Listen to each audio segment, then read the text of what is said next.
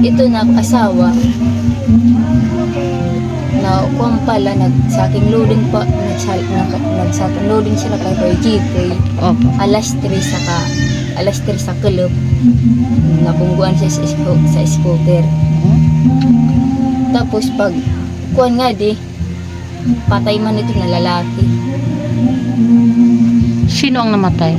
Ito na Yung nakabangga sa kanya.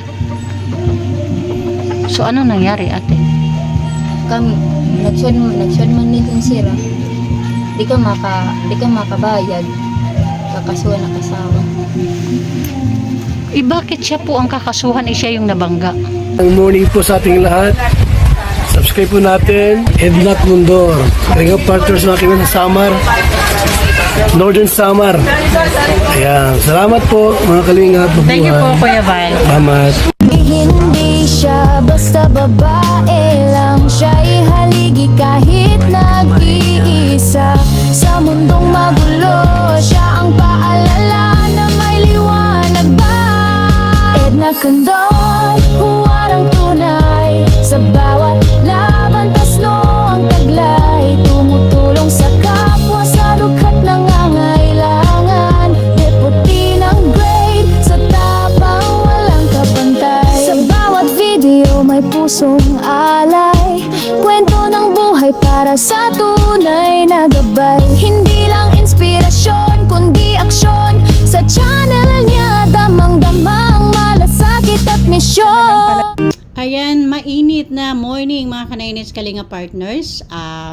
Good morning sa ating founders, ama ng Kalingap, Kuya Val Santos Matubang, at Enda Vlogs and Kalinga Prab. Ayan mga Kanaynis, samahan nyo kami. Andito kami ngayon ni Nay Mary Chris sa aming misyon.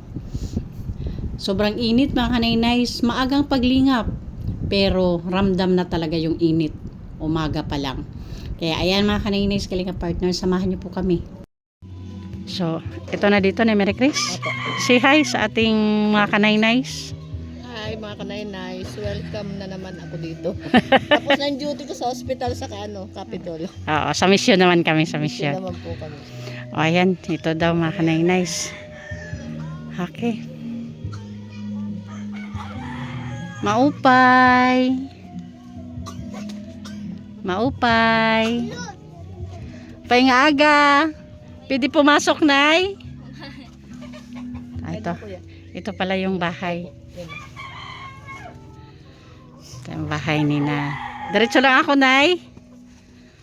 Ayan, good morning. Istorbohin muna kita sandali, Nay, ha? Okay lang? Okay. Ayan, Nay. Magandang umaga. Bago tayo magsimula sa kwentuhan, pakilala muna ako sa iyo, ha? Ako po si Edna Condor. Kalingap partner po. Kalingap. Kami po yung mga pumupunta sa barangay para bisitahin yung mga nire-recommend sa amin. At syempre, scouting na din. Pero pinapriority namin yung mga recommended. O, kaya andito kami ngayon sa'yo. Andito pala ako sa'yo ngayon. Ayun, Nay, anong pangalan ni Nanay? Ano po? Jean Rose. Ano po apelido? Ha? Soryo.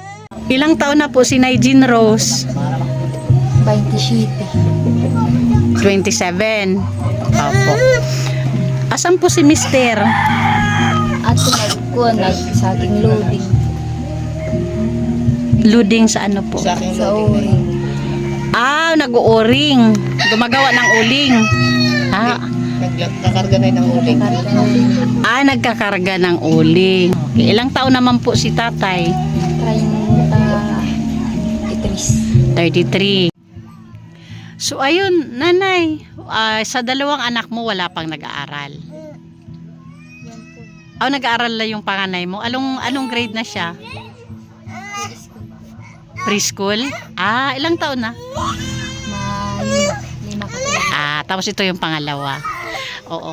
Nanay, ano pong hanap buhay ni Nanay? Bahay po. Sa mga bata. Oo. So si tatay lang yung naghahanap buhay. Kumusta naman yung kinikita ni tatay? Nagkakasya naman sa inyo, sa pamilya mo? Magkano po kinikita ni tatay araw-araw? 500 po. 500? Oh, so hindi ko makasya yung 500 sa inyo. Diaper sa bata. Diaper, tapos bigas namin.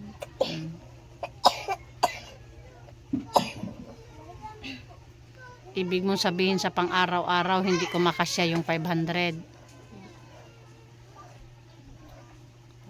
Sa inyo po tong bahay na to, Nay? Ay, yung lupa po. Hindi sa amin. May ano kayo sa lupa? May renta kayo? Po. Nagre-renta kayo? Magkano kada buwan na renta? 400 po. 400? Sa ganitong kaliit na space ng bahay mo, 400 yung binabayaran nyo sa akin na titirikan? Lahat dito na nakatira, nagre-renta ng lupa. Opo. Pari-pareho, 400. Maliit, malaki na bahay. Ganun ba yun? So, paano nanay pag may nagkakasakit sa mga bata? Ako man kukuhan dito sa check up. I mean, yung gastos ba pag nagkakasakit yung mga bata na nagkakasya naman? Inuubo mga kanainay si Baby. Anong pangalan ni Baby? Junjun. Junjun? Oh. Inuubo si Baby mga kanainays. Anong meron si Baby, Nanay Jean Rose? May hika? Pero may hika talaga siya nung ipinanganak mo siya. Kasi mainit ngayon. Madalas ang sumpo ngayon ng may mga hika kasi mainit.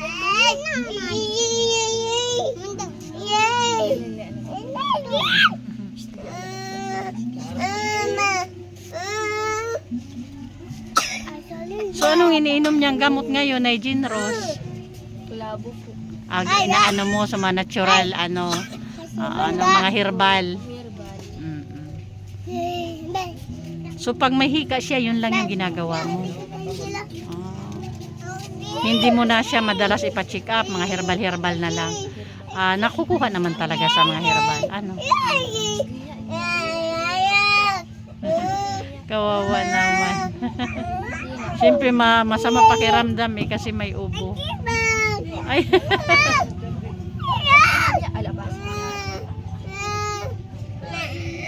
So, nanay, sa tingin mo, gusto mo na ma-interview ka? Asawa mo, kumusta asawa mo? Hindi kaya siya tututol dito sa interview? Hindi po. Kasi minsan po, mayroon po kaming mga na-interview na pag na-upload na yung video is pinapadelete. Okay lang ito sa kanya. Sa tingin mo, sa asawa mo o mga kapatid mo, wala bang tututol dito? Wala po. So, ate, paano mo maisasalarawan yung araw-araw na buhay nyo? Tanay. Wala siya trabaho. Pangpanla na mo, panggastos. Pangpalit na mo bugas. Kulang-kulang pa. Tapos danay na iyaman siya scooter. Danay na kanya kita. Na pasada siya. Danay na ka 100. Tub-tub ito 100 po. Kanya. Tapos naluluoy man lang sa kasawa. Siya man na pansam. Alam mo magtagalog, ate? Hindi. Sige, i-translate ko na lang po. Paray po ako. Sige lang po. Tapos na. Dahil na kanya kita. Kulang-kulang po sa kanya kabataan. So, ibig mong sabihin, namamasada si asawa mo Dahil na kayo trabaho ko. o pag walang trabaho, kasi hindi naman permanente yung trabaho. Pag nagpapasada siya, 100 yung minsan ini-income niya sa buong araw.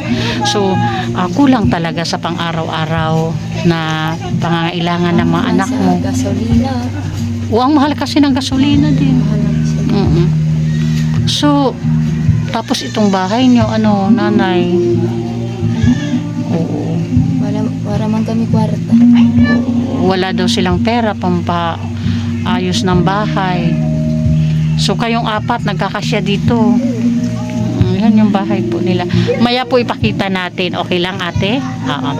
So, nanay, sa ngayon, kung tatanungin kita, sa tingin mo, ano yung tulong na kailangan mo kung halimbawa mayroon pong gustong magbigay ng tulong sa inyong mag-asawa? Ano po yung pinakaunang tulong na gusto mong matanggap? Makakuha na kami na makaraos na kami sa problema na ako. Yung nag-crash siya, binungguan siya sa scooter. Ito na asawa na kuwang pala nagsaking loading pa nagsaking loading sila kay jeepway Opo. alas 3 sa club nabungguan siya sa scooter. Tapos pag kuwan nga di patay man ito na lalaki. Sino ang namatay? Ito na Yung nakabangga sa kanya. So, ano nangyari, ate? kami nagsuan man nito sira. Di ka makabayad kakasuhan na kasawa. Bakit siya po ang kakasuhan? Siya yung nabangga. Naghatag kami siya doon 5,000. Binulan 5,000. So di kami siya makakuha 50,000. Kami siya makakuha na kanya kita. Kulang-kulang pa sa budget. Ibig sabihin, kinasuhan kayo. Tapos, pinagbabayad kayo ng 50,000. Namatay man na kanya tatay po. Tapos, yung 50,000, buwan-buwan, 5,000 yung ibabayad nyo sa kanila. Parang staggered yung pagbayad. Bakit po, ano po ang nangyari at kailangan magbayad ni Mr. mo? Siya yung nabangga. Kasalanan ba ni Mr. mo nung mabangga siya? Siya ba yung nasa hindi tamang pwesto nung mga pangyayari na yun? Alam ko na ito na lalaki na perdi sa kuha na kato sa Rawis po. Oh. Sa Galialan. Oh. Perdi daw ito siya. Tapos? Ang hubog ito na lalaki na kuwan man siya na pailaro man siya. Naka-scooter din. Naka-scooter ipaspas. Naka-scooter din si asawa mo. So, Di kami makabayad, kakasuhan ito na okay. Ano man naman, kukuha na musikan. kailan pa nangyari yan, ate? Sa kuwang pa ito, January. So January. Nakapagbigay na ba kayo? Nabigay kami, 5 danay, Ilang beses na kayo nakapagbigay? 3. 3, so naka 15,000 na kayo. Mas Mariose. Saan nyo kinukuha yung pambigay nyo? Utang na mo. Hala. Nani nahulog kami, na-renew kami, hatag na mo dito, 5,000. Binulan 5,000. So dagdag pasakit talaga yung sitwasyon nyo ngayon. Oo. So ulitin ko, ate. So anong tulong yung mas kailangan nyo sa ngayon sa tingin mo kung may tutulong? Okay. Tumulong. Okay lang sa maghatag. Di mat nakakuan, di mat nakalati si maupay na kuan lang na bugwan sa scooter po. Nabangga ka din. Oh. So anong tulong po, ate? Ulitin ko, ano po yung eksaktong tulong? Iklaro mo lang. Ano yung eksaktong tulong na kailangan nyo kung may gustong tumulong sa sitwasyon nyo? Kami makaraos man lagam sa kanya sa mga utang namo. Di kami kuan, di kami makabayad kakasuhan na kasama po. Doon sa Nabanggaan. Binanggaan siya po. magkano yung monthly na binabayaran nyo doon? 5,000. 5,000. Pag hindi kayo nakabayad, kakasuhan kayo. Yun yung pinaka-problema nyo ngayon. Okay. Maliban doon, yung sa pang-araw-araw nyo, Nanay Jean Ros, anong problema mo sa pang-araw-araw mo? Pangkain nyo talaga, ano? Pangkain po. So, ibig mong sabihin yung kinikita ni asawa mo, minsan napupunta lang doon sa pambayad sa inuutang nyo para makabigay kayo ng 5,000. Kung akan niya kita, 500 po. Oh. At kuha na 500, ihulog na ba 400. Natutira na lang sa machine po. Machine pieces po. Yung 400 sa 500 na kinikita niya, yun na yung pambayad nyo dun sa utang nyo. O, so yung natitira is 100 na lang sa inyo. Yun yung pinagkakasyan nyo araw-araw. Grabe yan. At si nanay din, mga kanay-next, nabangga din pala siya. Paano ka nabangga ng motor, nay? Nakuha sa scooter po. Sa maliit po. Ano, maliit ka pa? Okay. So, nagkaroon ng epekto sa'yo yun. Okay. Kala ko bago lang. So, ayan. Ngayon, nay, may dala kaming bigas para sa'yo. Ito po. Pakiano po. Ayan. Oo. Galing po yan kay Sis Beth Jones. Ano po masabi mo kay Sis Beth? Salamat po. Ginulikan. Oo. So, ayan. Nay, ang process po ng vlogging ko is i-upload ko po ito sa YouTube channel. Yun yung tinatanong ko kanina kung okay lang sa inyo mag-asawa. Oo. Tapos, pag may nakapanood po nito at gustong tulungan kayo sa problema mo, yun po yung time na babalik ako dito sa iyo. Ha, Nanay Jean Rose? O, at sana nga may makatulong talaga. At pag mayroon, agad akong babalik dito, Nay Jean Rose. Ha, yun po yung proseso ng vlogging ko. So ngayon, Sis Beth, thank you sa pabigas ng buhay na walang sawa. So ayan, mga kanay-nays, si Nanay Jean Rose, hirap na nga daw sila sa buhay. Problema na nila yung pagkain sa araw-araw. Mga bata, pag may sakit, pinagkakasya nila yung 100 pesos na panggastos araw-araw. Dahil sa 500 nakita ni Mister, yung 400 is inaawas na doon sa utang nila. So sa kahirapan araw-araw na pinagdadaanan ni Nanay Gina Rose, sumabay pa talaga yung problema, dagdag pa sakit po yung sitwasyon nila sa ngayon. Kaya sana po talaga may makatulong, mga kanay-nays.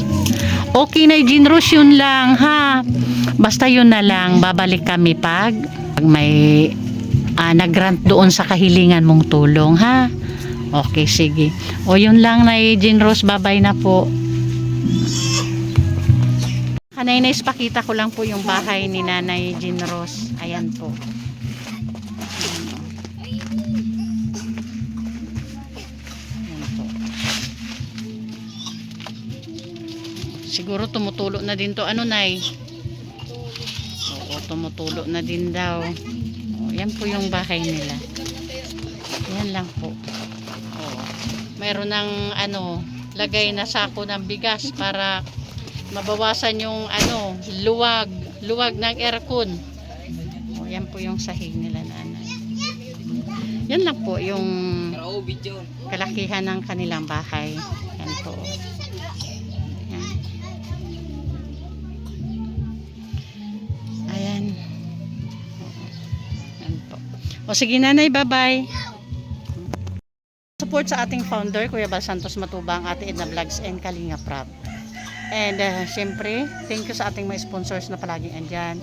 Of course, Manay Terry Anderson, Sis Beth Jones, Ma'am Hawaii, Sangka Imarani, Sis Marcelina Fedorovics, Ma'am Pinky Papi, Sir Abel Tinoy, Sis Marites Atienza, Sis Joanna, Ma'am Ilji Marin, Sis Claire Azan Malinica, and Ma'am B. Prinso. Ayan, and syempre pa-support din, mga kanay-nays, ang inyong lingkod, Edna Condor. Kasamahan po natin, Joey the Great, and Linux TV. And of course, ating mga volunteers, of course, Nay Mary Chris. Hello po. Pa-support din po. Ana Bilipata Vlog, Mida Militar Vlog, Brenda Baluyot Vlog, Rina TV Official, Jennifer Hiray, Nay Mary Ann TV, Salvi Mix Vlog, Rina Mix TV, and Thai Blast TV. Okay, mga kanay-nays, bye-bye. Bye-bye, Nay Mary Chris. Iniwan tayo ni Nay Mary Chris.